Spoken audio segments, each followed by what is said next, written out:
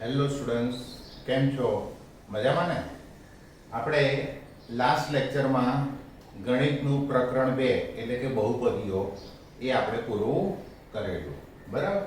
આપણે બધાએ મેં જે તમને નોટ્સ આપી છે, બરાબર, એ આપણે લખી લીધી હશે, નોટ્સ બનાવી હશે, અને એમાં જે મેં એક્સ્ટ્રા પ્રેક્ટિસના દાખલા પણ આપેલા એ દાખલા પણ આપણે કરી લીધા હશે. આપણે એમાં કોઈ પણ ડિફિકલ્ટી, ઘણા બધા વિદ્યાર્થીઓ મને ગણીને બતાવ્યા છે, બરાબર. તમે પણ જેને બતાવવાના બાકી છે મને ગણીને બતાવશો, ઓકે. અને એમાં કોઈ પણ ડિફિકલ્ટી કે કંઈ પણ હોય તો તમે મને કોલ કરીને અથવા વોટ્સએપ ઉપર એ સમ જે પણ હોય, દાખલો તમને ના આવડતો હોય, જે પણ ટોપિકમાં ના સમજ પડી હોય તો તમે મને વોટ્સએપ કરશો અથવા કોલ કરશો તો હું તમને ફરીથી સમજાવીશ, ઓકે. તો આપણે પ્રકરણ 2 પૂરું કર્યું છે. હવે આપણે શરૂઆત કરીએ છીએ ગણિતનું જ પ્રકરણ નંબર 14, આંકડા શાસ્ત્ર. બરાબર, અહીંયા આગળ આપણે એક જ ક્રમમાં પ્રકરણ નહીં લઈએ, બરાબર, આડાવડા, કારણ કે તમને સ્કૂલમાં પણ એ પ્રમાણે હશે કે જે પહેલી પરીક્ષામાં જે પ્રકરણ જે છે એ પ્રમાણે હું તમને શરૂઆત કરીશ, અને જે અગત્યના પ્રકરણ છે એ આપણે પહેલા લઈ લઈશું કે જેથી તમારે વધારે પ્રેક્ટિસ કરી શકો. તો જે પ્રકરણ નંબર 14 આંકડા શાસ્ત્ર, એમાંથી બોર્ડની પરીક્ષામાં કુલ 6 માર્ક્સનું પૂછાય છે, બરાબર. હવે આંકડા શાસ્ત્ર શબ્દ તમારા માટે નવો નથી, તમે 9મા ધોરણમાં પણ શીખેલા છે. 9મા ધોરણમાં પણ આપણને છેલ્લેથી જે બીજું પ્રકરણ હતું 14 નંબરનું જ હતું, એમાં પણ આંકડા શાસ્ત્ર જ હતું, બરાબર. એક પ્રકરણ આગળ ચાલે છે. આંકડા શાસ્ત્રમાં આપણે જે 9મા ધોરણમાં શીખેલા એને લગતું જ આપણે 10મા ધોરણમાં પણ શીખવાનું, પણ અહીંયા થોડુંક ડીપમાં આવશે. હા, બીજું કે 9મા ધોરણમાં જે તમે આંકડા શાસ્ત્ર શીખેલા એ મોટા ભાગે અવર્ગીકૃત માહિતી પર આધારિત હતું, જ્યારે 10મા ધોરણનું મોટા ભાગનું આંકડા શાસ્ત્ર જે છે એ વર્ગીકૃત માહિતી પર આધારિત છે, ઓકે. તો પહેલા તો આપણે 9મા ધોરણમાં જે આંકડાશાસ્ત્ર પ્રકરણમાં જે મુખ્ય 3 આપણે ટોપિક શીખેલા એ ફરી હું તમને સમજાવી દઉં છું કે 9મા ધોરણમાં આપણે મધ્યવર્તી સ્થિતિમાનના માપ સમજેલા. મધ્યવર્તી સ્થિતિમાનના કુલ 3 માપ છે. એક છે મધ્યક કે જેનો સંકેત છે x bar, બીજું છે મધ્યસ્થ કે જેનો સંકેત છે કેપિટલ M, અને થર્ડ છે બહુલક કે જેનો સંકેત છે z. આ ત્રણેય વસ્તુ આપણે 9મા ધોરણમાં શીખેલા, અને એના ઉપર એના આધારિત તમારે આલેખ પણ આવતા હતા 9મા ધોરણમાં, એ પણ આપણે શીખીએ, બરાબર. તો એ ત્રણેય મુખ્ય ટોપિક છે 10મા ધોરણમાં, બરાબર. એમાંનો પહેલો ટોપિક છે મધ્યક. મધ્યકથી આપણે શરૂઆત કરીશું. હવે આ મધ્યકનો બીજો અર્થ થઈ કહીએ આપણે સમાનાર્થી શબ્દ, તો એને કહેવાય સરેરાશ, સરાસરી, બરાબર. કોઈ પણ આપણે સંખ્યા આપી હોય એની આપણે સરાસરી આપી હોય, એકથી વધારે સંખ્યા, એની આપણે સરાસરી કે સરેરાશ શોધીએ, એને શું કહેવાય? મધ્યક. કે તમને 5 અલગ અલગ સંખ્યાઓ આપી છે, એનો મધ્યક એટલે કે એની સરાસરી શોધવી હોય તો શું કરવાનું? તો એ 5 નંબર છે આ સંખ્યાઓ, એનો તમારે સરવાળો કરી દેવાનો, અને જે સરવાળો આવે એને ભાગ્યા 5 કરી દેવાનો, તો જે જવાબ આવે એ સરાસરી, અને એને શું કહેવાય? મધ્યક. એટલે ટૂંકમાં મધ્યક એટલે સરાસરી કે સરેરાશ. હવે મધ્યક આપણે શરૂઆત કરી દઈએ. હવે માહિતી મુખ્યત્વે 2 પ્રકારની હોય, એક અવર્ગીકૃત માહિતી અને એક વર્ગીકૃત માહિતી, બરાબર. તો બંને માટે મધ્યક શોધવાના સૂત્રો અલગ અલગ છે. તો પહેલા આપણે અવર્ગીકૃત માહિતી કહીએ કે 9મા ધોરણમાં મોટાભાગે તમે અવર્ગીકૃત માહિતી શીખેલા છો, બરાબર. તો પહેલા હું એ તમને સમજાવી દઉં છું કે અવર્ગીકૃત માહિતીનો મધ્યક. અવર્ગીકૃત માહિતીનો મધ્યક, તો એનું સૂત્ર બધાને યાદ છે? અવર્ગીકૃત માહિતીનો મધ્યક શોધવાનું સૂત્ર આવું હતું: x બાર બરાબર સિગ્મા xi અપોન n પણ લખી શકો, અથવા sigma xi upon sigma fi પણ લખી શકીએ, બરાબર. સિગ્મા xi એટલે જે અવલોકનો આપ્યો હોય એનો સરવાળો, છેદમાં n એટલે અવલોકનોની સંખ્યા. અહીંયા પણ એ જ છે, સિગ્મા xi એટલે અવલોકનોનો સરવાળો, અને છેદમાં સિગ્મા fi એટલે અવલોકનોની સંખ્યા, બરાબર. એક ઉદાહરણ લઈને તમને સમજાવું કે દાખલા તરીકે હું અલગ અલગ 5 સંખ્યાઓ લઉં છું, કે 4, 6, 8, 10, 12. તમને સમજવામાં સરળ પડે એટલે મેં નાની સંખ્યાઓ લીધી છે. બાકી આગળ કોઈ પણ સંખ્યા આવી શકે, ઋણ પણ આવી શકે, અપૂર્ણાંક પણ આવી શકે, મોટી સંખ્યાઓ પણ આવી શકે, પણ આ ખાલી સૂત્ર સમજવા માટે હું નાની સંખ્યાઓ લઉં છું. તો આ 5 સંખ્યા આપી છે, 4, 6, 8, 10, 12, આનો આપણે મધ્યક શોધવો છે. તો આપણે આ સૂત્રનો ઉપયોગ કરીશું. બેમાંથી કોઈ પણ કરો, બરાબર. મારા માનવા પ્રમાણે લગભગ 9મા ધોરણમાં આપણે આ સૂત્ર આવતું હતું. Sigma xi upon sigma fi બંને સરખું જ છે. સિગ્મા xi એટલે આ બધાનો સરવાળો કરવાનો 4 + 6 + 8 + 10 + 12 અને છેદમાં કેટલી સંખ્યા છે 1 2 3 4 5 ભાગ્યા 5 બરાબર. હવે આ બધાનો સરવાળો કરીએ 4 ને 6 10 ને 8 18 ને 10 28 ને 12 40 તો 40 ભાગ્યા 5 બરાબર કેટલા થાય 8. તો 8 શું આવ્યો? આ જે 5 સંખ્યા આપી છે એટલે કે જે 5 અવલોકનો આપ્યો છે એનો મધ્યક થયો બરાબર. તો આ અવર્ગીકૃત માહિતી માટે મધ્યક શોધો તો આ રીતે આપણે શોધી શકીએ. હવે આપણે 9મા ધોરણમાં ઘણા બધા દાખલા ગણ્યા છે બરાબર. હવે આવે છે વર્ગીકૃત માહિતી માટેનો મધ્યક. વર્ગીકૃત માહિતીનો મધ્યક.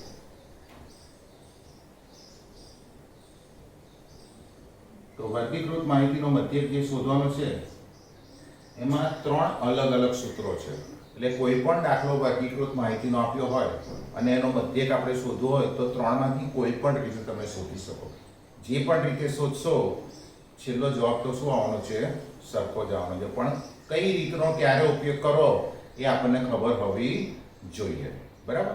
તો એ આપણે દાખલા ગણીશું વખત તમને સમજી કે આ પ્રકારનો દાખલો હોય તો આ રીત સહેલી પડે, આ પ્રકારનો દાખલો હોય તો આ રીત સહેલી પડે બરાબર. તો પહેલું વર્ગીકૃત માહિતીનો મધ્યક.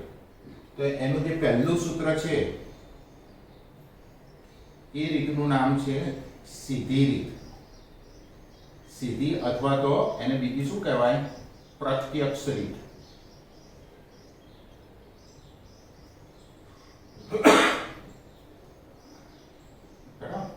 સીધી રીતે તમને પ્રશ્ન પરીક્ષામાં આવું પૂછે કે નીચે આપેલી માહિતીનો મધ્યક સીધી રીતે અથવા તો પ્રત્યક્ષ રીતે શોધો બરાબર. તો એના માટેનું સૂત્ર શું છે સીધી રીતે મધ્યક શોધવાનું? એ સૂત્ર પણ તમે 9મા ધોરણમાં શીખી ગયા છો.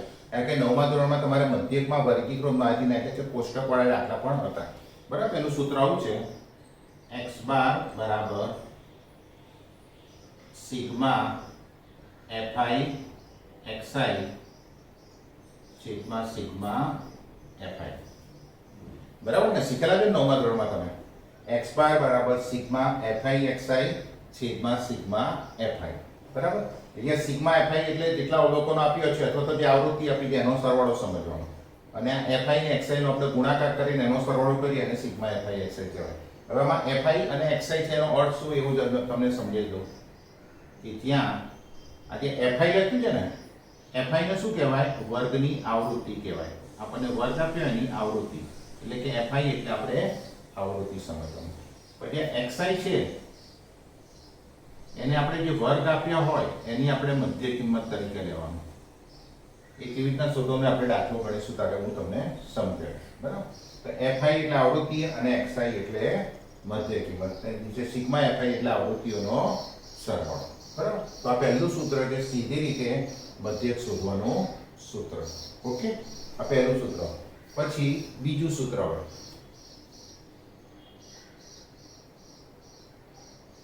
બીજું સૂત્ર છે એ સૂત્રને કહે છે ધારેલા મધ્યકની રીત.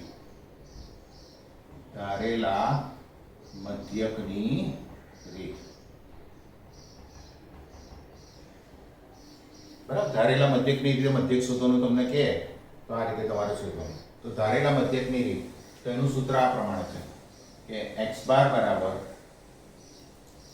a plus sigma fi di છેદમાં સિગ્મા fi. x બાર બરાબર a plus sigma fi di છેદમાં સિગ્મા fi. આ ધારેલા મધ્યકની રીતે મધ્યક શોધવાનું સૂત્ર છે. આના કરતાં તમને આ સૂત્ર થોડુંક મોટું લાગતું હશે બરાબર. પણ અમુક દાખલા એવા હોય છે કે આના કરતાં આ રીતે કરો તો તમને સહેલા પડે. ખાલી સૂત્ર મોટું યાદ રાખવું પડે પણ ગણતરી રીતે કરો આ રીત તમને આના કરતાં સહેલી પડે અમુક પ્રકારના દાખલામાં. હવે આમાં જે સંકેત છે એનો અર્થ સમજાવી દો. પહેલા અહીંયા આપે છે a. એટલે શું કહેવાય? a એટલે એને કહેવાય ધારેલો મધ્યક. ધારેલો મધ્યક એટલે આપણે જે કોષ્ટકમાં આપણે xi શોધીશું એમાં લખ્યું અહીંયા આવે છે xi મધ્ય કિંમત. આમાં પણ આવશે xi નો ઉપયોગ.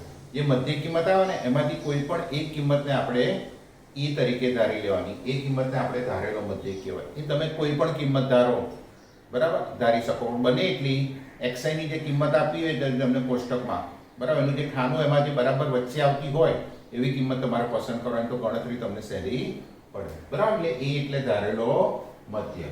એના પછી આવે એફઆઈ. એફઆઈ એટલે આવૃત્તિ. જે આમાં હતું એ જ રીતે એફઆઈ એટલે આવૃત્તિ. બરાબર. પછી એમાં પણ એક્સઆઈ આવશે. એક્સઆઈ એટલે મધ્ય કિંમત, વર્ગની મધ્ય કિંમત. અને બીજું આ જે ડીઆઈ આપ્યું છે એ ડીઆઈ નું કોઈ નામ નથી આપ્યું, પણ ડીઆઈ શોધવાનું આપણને સૂત્ર આપ્યું છે. બરાબર. ડીઆઈ કેવી રીતના શોધી શકાય? તો ડીઆઈ બરાબર એક્સઆઈ માઇનસ એ. બરાબર. એક્સઆઈ એટલે મધ્ય કિંમત અને એ એટલે ધારેલો મધ્ય. તો આ બંનેની બાદબાકી કરો એટલે દરેક વર્ગ માટે તમને અલગ અલગ ડીઆઈ ની કિંમત મળે. બરાબર. એ કેવી રીતે શોધવાની એ તમને અત્યારે કદાચ ખબર ના પડે, પણ આપણે દાખલો ગણીશું ત્યારે તમને બરાબર પાકી સમજ પડી જશે કે આ બધા સંકેતો છે એ રકમમાંથી આપણે કેવી રીતના શોધવાના. બરાબર. તો આ બીજી રીત થઈ ધારેલા મધ્યકની રીત. x બાર બરાબર a plus sigma fi di છેદમાં સિગ્મા fi, કે જ્યાં a એટલે ધારેલો મધ્યક, fi એટલે આવૃત્તિ, xi એટલે મધ્ય કિંમત, di બરાબર xi માઈનસ a. ઓકે.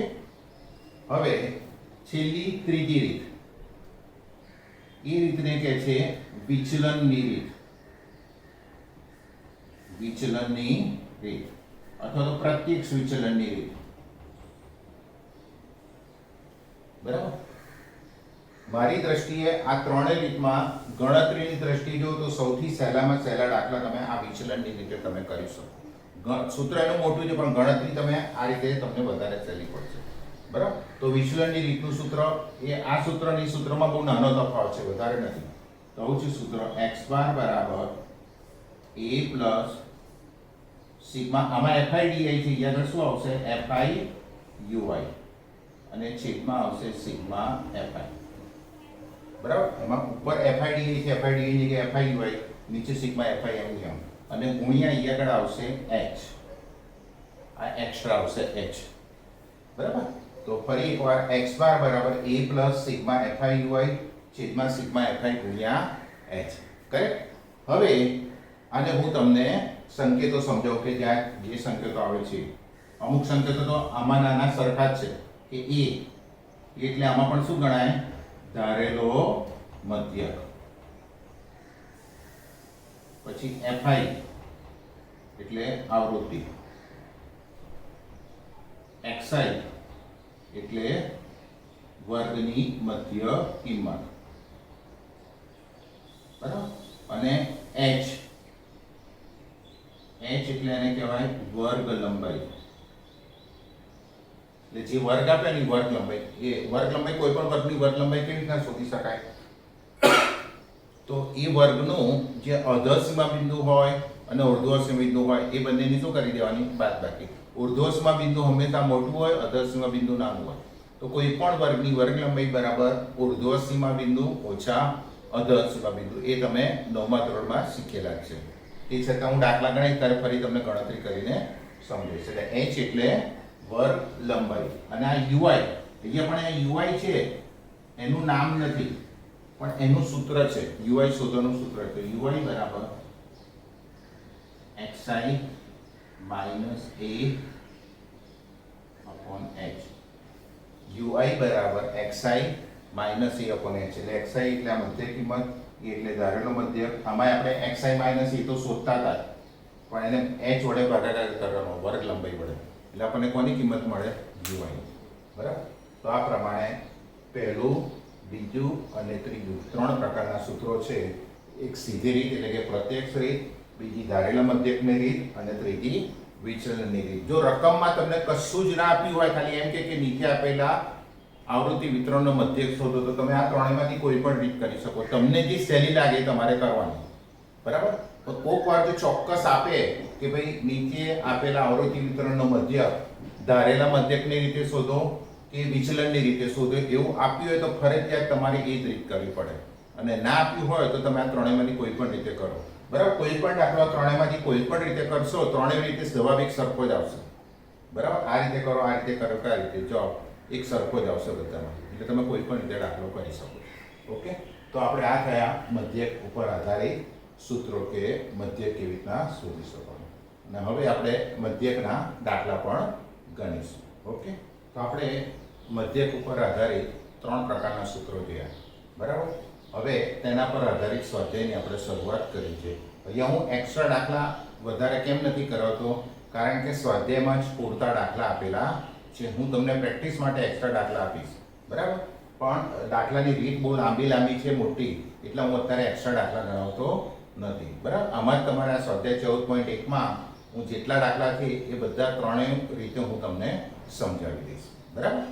તો સ્વાધ્યાય 14.1 એમાં બધા જ દાખલા મધ્યક શોધવાના છે, બરાબર. મધ્યક શોધવાના બધા દાખલા છે.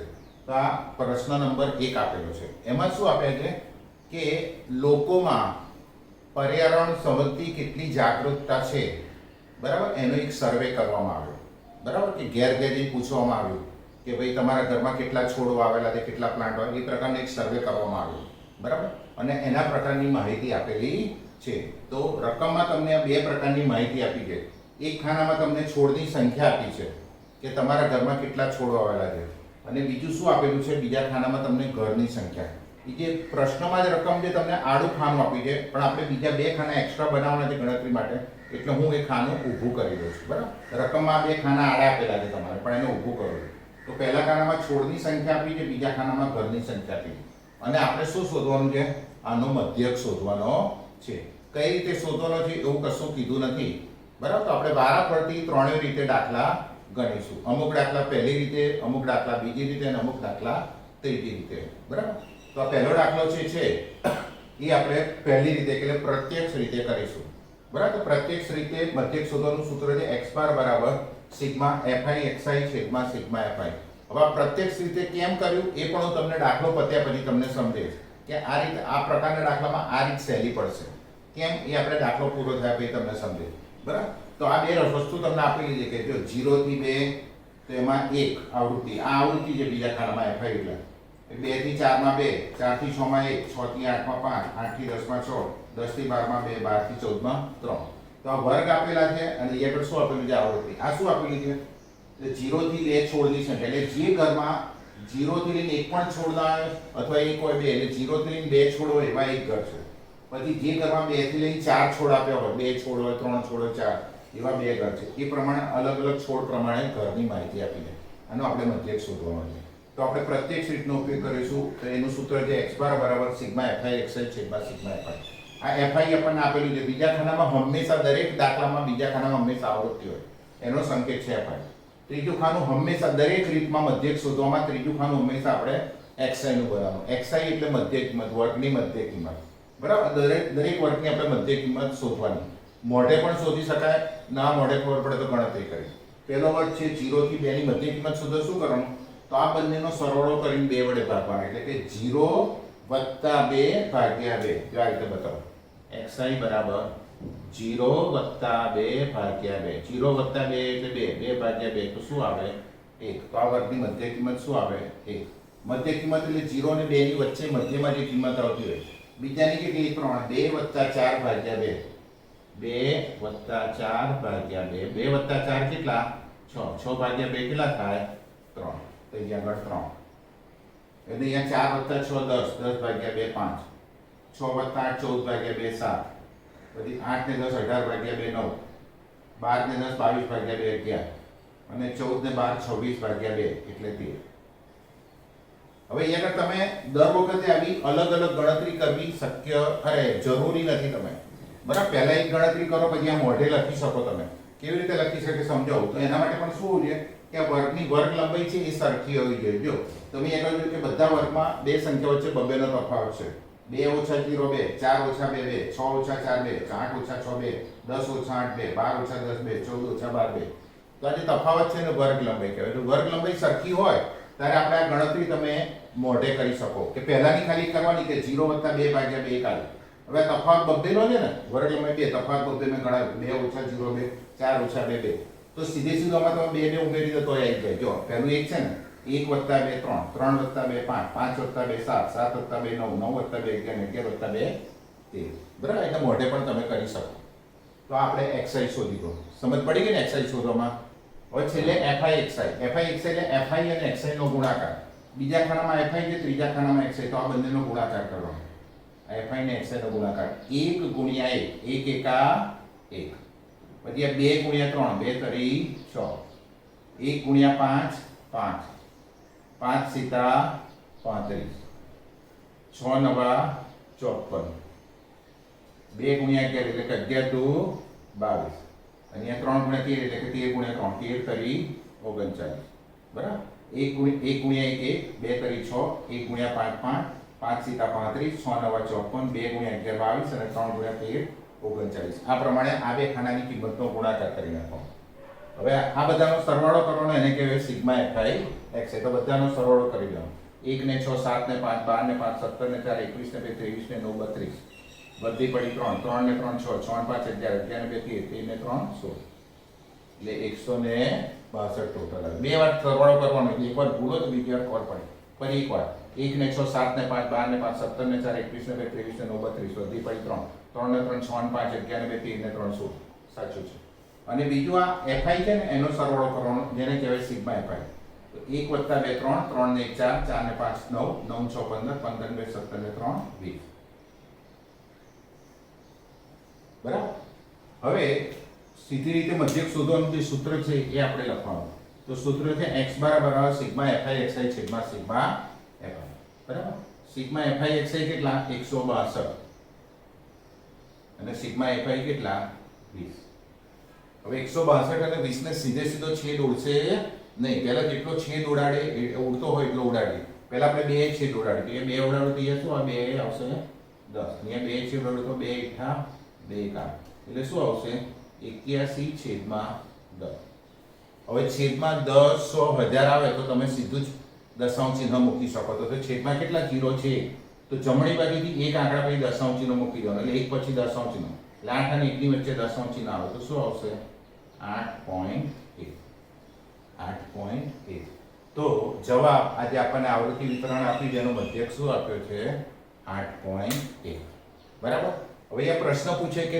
કેમ તમે આ રીતનો ઉપયોગ કર્યો તો તમે જોઈ શકશો કે અહીંયા આગળ જે fi ની કિંમત આપેલી છે અને આપણે xi ની કિંમત શોધીએ xi ની કિંમત નાની નાની છે બહુ મોટી નથી એટલે ગુણાકાર કરવો કેવો છે સરળ છે એટલે fi અને xi ની કિંમત નાની હોવાથી પ્રત્યક્ષ રીતે મધ્યક શોધવાની રીત આપણને સહેલી પડે એટલા માટે આપણે પ્રત્યક્ષ રીતે મધ્યક શોધવાની રીતનો ઉપયોગ કર્યો બરાબર તો છેલ્લે લખી કાઢવાનો જવાબ બરાબર મધ્યક x બાર બરાબર 8.1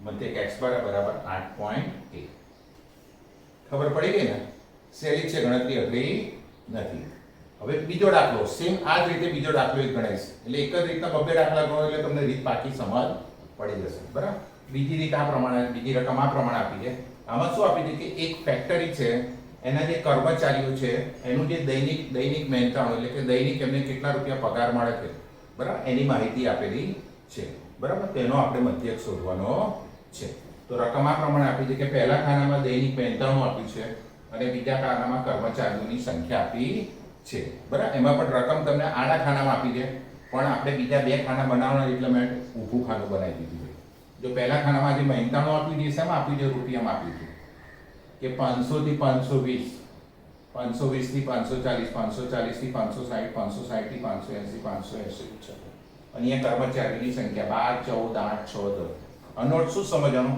કે જે કર્મચારીનું દૈનિક મહેનતાણું દરરોજનું એક દિવસનું મહેનતાણું 500 થી લઈને 520 રૂપિયા સુધીમાં છે એવા 12 કર્મચારી છે જેનું દૈનિક મહેનતાણું 520 થી લઈને 540 રૂપિયા સુધીનું છે એવા 14 કર્મચારી અથવા તો કારીગર એ પ્રમાણે આપણને માહિતી આપેલી છે હવે આનો આપણે શું શોધવાનો છે મધ્યક તો અહીંયા પણ આપણે પ્રત્યક્ષ રીતનો ઉપયોગ કરીશું તો સૂત્ર છે x બાર બરાબર સિગ્મા fi xi છેદમાં સિગ્મા fi હવે એમાં આ બે રકમ તો આપેલી છે તમને fi છે બીજા ખાનામાં આપણું xi આપણે શોધવાની ત્રણેય રીતમાં xi તો ફરજિયાત શોધવાનું છે xi એટલે મધ્યક કિંમત એટલે આ બેનો સરવાળો કરીને બે ભાગો 500 + 520 ભાગ્યા 2 500 + 520 ભાગ્યા 2 એટલે 1020 ભાગ્યા 2 એટલે 510 બરાબર બધામાં રીતે બે નો સરવાળો કરીને બે ભાગવાનો પણ સીધું કરો શું કરવાનું કે જો આ તફાવત બધો 20 20 નો છે 520 - 520 540 - 520 560 ઓછા 540 તો 20, 580 ઓછા 560 તો 20, 600 ઓછા 580 તો 20, એટલે 20 નો તફાવત છે. તો આમાં સીધા તમે 20 ઉમેરશો તો પણ આવી જ જશે. તો જો 510 વત્તા 20 530, 530 વત્તા 20 550, 550 વત્તા 20 570, 570 વત્તા 20 590. બરાબર. અને જેને આ રીતે ના ખબર પડે કે બબ્બેનો સરવાળો કરીને 2 વડે ભાગી નાખીએ. આ સાચું કે ખોટું ચેક કરવા શું કરવાનું? પહેલાનું તો આપણે ગણતરી કર્યું, એટલે છેલ્લાનું ગણતરી કરીને ચેક કરી દેવાનું. આપણે 580 વત્તા 600 ભાગ્યા 2 કરવાનું. તો 580 વત્તા 600 કરો તો 1180, 1180 ભાગ્યા 2 કરશો તો 590 આવે છે. ચેક કરી લેવાનું. બરાબર. એટલે પહેલું છેલ્લું સાચું હોય એટલે વચ્ચેના સાચા હોય. ઓકે. અને જો એ સાચું ના આવતું હોય છેલ્લું, તો સમજ આવે કે વચ્ચે આપણી ક્યાંક ભૂલ થઈ ગઈ, તો ફરી ચેક કરી લેવાનું. હવે છેલ્લે FI XI, એટલે FI અને XI નો ગુણાકાર. બરાબર. 12 ગુણ્યા 510. બરાબર. તો પહેલા 12 ગુણ્યા આપણે 51 કરીએ. 12 ગુણ્યા 51, 12 × 5 = 12 × 51. કેટલા થાય? 612. 612 અને પાછળ એક 0. પછી 14 ગુણ્યા 530. પહેલા 14 ગુણ્યા 53 કરવાનું. 14 ગુણ્યા 53, 14 × 5 = 70, 14 × 42, એટલે 742 થાય. 7420. બરાબર. પછી 8 ગુણ્યા 550, એટલે 55 ગુણ્યા 8 કરો તો 440 આવે. અને પાછળ એક બિંદુ. એના 6 ગુણ્યા 570, તો પહેલા 57 ગુણ્યા 6 કરીએ આપણે. 7 × 42 વધુ પડી 4, 6 × 35 = 34, 342. અને પાછળ એક બિંદુ. અને 500 ગુણ્યા 10 તો 59, 59. અને પાછળ 2 0, આ 1 0 1 0 એટલે 2 0. બરાબર. આ રીતે આ FI અને XI આ બંનેની કિંમતનો ગુણાકાર કરી નાખ્યો. હવે આ બધાનો શું કરવાનું? આપણે સરવાળો કરવાનો અને સિગ્મા FI XI કરીએ. તો એ તો 0 0 0, પછી 2 ને 2 4, 4 ને 2 6, પછી 1 ને 4 5, 5 ને 4 9, 9 4 13, 13 ને 9 22, વધી પડી 2, 6 ને 2 8, 8 ને 7 15 ને 4 19 ને 3 22 ને 5 27. ફરી એકવાર ટોટલ ચેક કરીએ આપણે. 0 0 0, 2 ને 2 4 ને 2 6, 4 ને 1 5 ને 4 9 4 13, 13 ને 9 22, વધી પડી 2, 6 ને 2 8 ને 7 15 ને 4 19 ને 3 22 ને 5 27. બરાબર. હવે FI નું ટોટલ કરીએ. તો 2 ને 4 6, 6 ને 8 14, 14 ને 26, વધી પડી 2, 2 ને 1 3, 3 ને 1 4, 4 ને 1 5, 50 છે. બરાબર. હવે આ બધી કિંમત આપણે આ સૂત્રમાં મૂકી દઈએ એટલે આપણને શું મળી જશે? એનો જવાબ મળી જશે. તો સિગ્મા FI XI તો 27260 ભાગ્યા 50. 0 0 કેન્સલ થઈ જશે, 1 1 0 કેન્સલ કરો. હવે તમારે આ 27 26 આવ્યું અને 5 વડે ભાગાકાર કરવાનો. જો પાયું પાયું 25, 2 વધ્યા, ઉપરથી 2 લો, 5 4 20, 2 વધ્યા, ઉપરથી 6 લો, પાયું પાયું 25, 1 વધ્યા, ઉપરથી હવે કશું નથી તો 0 લો પોઈન્ટ કરીને, તો 5 2 10, શેષ 0 આવી. તો 545.2 આ તમારો જવાબ આવ્યો. 545.2 આ શું આવ્યો? મધ્યક. તો છેલ્લે જવાબ લખવાનો તે જવાબ મધ્યક x બાર બરાબર 545.2. હવે પાછળ 0.2 ની જગ્યાએ 0.20 આપ્યો હશે. બરાબર. તો 0.2 લખો કે 0.20 લખો, બંને સરખા જ છે. એવું કેમ આપી છે? કારણ કે તમારે આપણે જે જવાબ આવે ને એમાં પાછળ એકમ લખવાનો. એકમ કયો લખવાનો? કે પહેલા ખાનામાં જે તમને રકમ આપી હોય ને, પહેલા ખાનામાં એમાં જે એકમ આપ્યો લખવાનો. તો દૈનિક મહેનતાણું શેમાં હોય? રૂપિયામાં. એટલે રૂપિયા લખ્યું છે એટલે જવાબમાં શું લખવાનું? રૂપિયા લખવાનું. બરાબર. હવે પોઈન્ટ પછી કેમ બે આંકડા લખ્યા મેં? કારણ કે જનરલી શું હોય કે 1 રૂપિયો બરાબર 100 પૈસા. તો 100 પૈસામાં કેટલા મીંડા આવે? 2 મીંડા. એટલા માટે પોઈન્ટ પછી 2 આંકડા હોવા જોઈએ. એ પોઈન્ટ પછી એક જ આંકડો 2 છે તો પાછળ આપણે શું મૂકી દીધું? 0. બરાબર. તો આ જે કર્મચારીઓ છે ફેક્ટરીના, એનું જે દૈનિક મહેનતાણું છે, એ દૈનિક મહેનતાણાનો મધ્યક કેટલો આવ્યો? 542.20. બરાબર. સમજ પડી ગઈ ને? બહુ જ સહેલી રીત છે તમારે. બરાબર. તો આ રીતે મધ્યક આપણે પહેલી રીતે મેં તમને શીખવાડ્યું. કે પ્રત્યક્ષ રીત શીખવાડી, પહેલો ને બીજો દાખલો બંને આપણે પ્રત્યક્ષ રીતે ગણાવીશ. હવે આગલા બીજા દાખલા છે એ બીજી રીતે કરીશ અને પછી અમુક દાખલાઓ તમને ત્રીજી રીતે કરીશ. બરાબર? પછી તમારે નક્કી કરવાનું કે તમને કઈ રીત ફાવશે, તમને જે રીત સહેલી પડે એ રીતે તમારે દાખલો ગણી શકો. બરાબર ને? તો અહીંયા આપણે મધ્યક ઉપર આધારિત 2 દાખલા ગણ્યા. પછી સ્વાધ્યાય 14.1 માં બીજા બધા દાખલા છે, આપણે ટર્ન બાય ટર્ન કરીશું.